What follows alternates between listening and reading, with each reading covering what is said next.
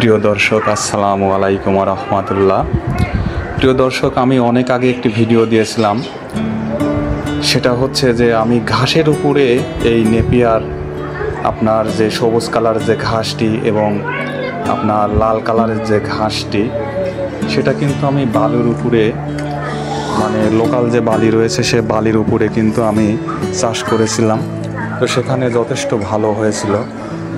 তো প্রিয় দর্শক, পরে আমার ঘাস প্রয়োজন শেষ হয়ে গেলে আমি আমার বাড়ির পিছনে নর্দমায় বলতে কি পুকুর, পরিত্যক্ত পুকুরে সেই ঘাসের আপনার মোথাগুলো ফেলে রেখেছিলাম।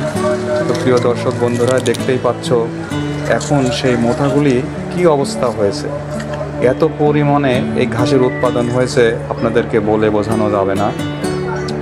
তো প্রিয় দর্শক বন্ধুরা, পুকুরের উপরে অনেক সময় আপনারা দেখেছেন যে ভাসমান কচুরিপানার উপরে কিন্তু সবজি চাষ করে থাকে। তো ঠিক তেমনি এই পুকুরে অত্যাধিক পরিমাণে কচুরিপানা হয়েছিল। কচুরিপানার একটা স্তূপ তৈরি হয়ে গিয়েছিল।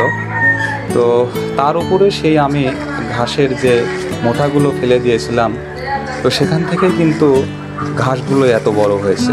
এবং দেখতে পাচ্ছেন প্রিয় বন্ধুরা, পিছনে কিন্তু সম্পূর্ণ বিলের মতো পুকুর এবং এখনও এখানে কিন্তু কিছু কিছু জায়গায় পানি দেখা যাচ্ছে। তো প্রিয় দর্শক বন্ধুরা, তো এই পানির উপরে অনেক অনেক কচুরিপানা হওয়ার কারণে সেগুলো ভাসমান অবস্থায় ছিল। ওর উপরে এই ঘাসগুলো ফেলে দিয়েছিলাম, সেখান থেকেই কিন্তু এই ঘাসগুলো অনেক বড় হয়েছে। তো প্রিয় দর্শক বন্ধুরা, আমি যে কথাটা বলতে চাচ্ছি সেটা হলো যে যারা গরু ছাগল লালন পালন করে থাকেন তারা কিন্তু এই আপনার উন্নত জাতের ঘাস চাষ করে কিন্তু আপনারা আপনাদের গবাদি পশুর খাদ্যের চাহিদা মেটাতে পারেন। তো প্রিয় দর্শক বন্ধুরা, দেখতে পাচ্ছ এগুলো লাল কালারের ঘাস, এগুলো কিন্তু অনেক বড় হয়ে গেছে এবং এই লাল কালারের যে ঘাসগুলো আছে সেগুলো কিন্তু অনেক মোটা, আখের মতো মোটা। তারপরেও কিন্তু এগুলো নরম, গরু ছাগল এগুলো অনেক পছন্দ করে এবং এই ঘাসে প্রচুর পরিমাণে পুষ্টি রয়েছে। তো যে কথাটা আমি বলতে চাচ্ছিলাম, আপনারাও অনেকে প্রশ্ন করে থাকেন বালির উপরে এই ঘাস হয় কি না।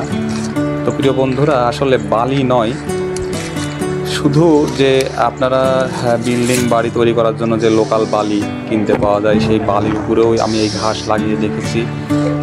একটু বড় হওয়ার পরে যদি আপনারা ইউরিয়া, টিএসপি একটু সার দিয়ে দেন তাহলে কিন্তু ঘাসগুলো অনেক ভালো হয়।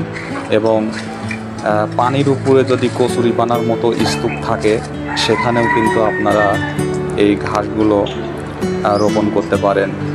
দেখতে পাচ্ছেন বন্ধুরা, ঘাসগুলো এতই সতেজ যে ভালো জমিতেও মনে হয় এত সুন্দর ঘাস উৎপাদন করা সম্ভব হয় না।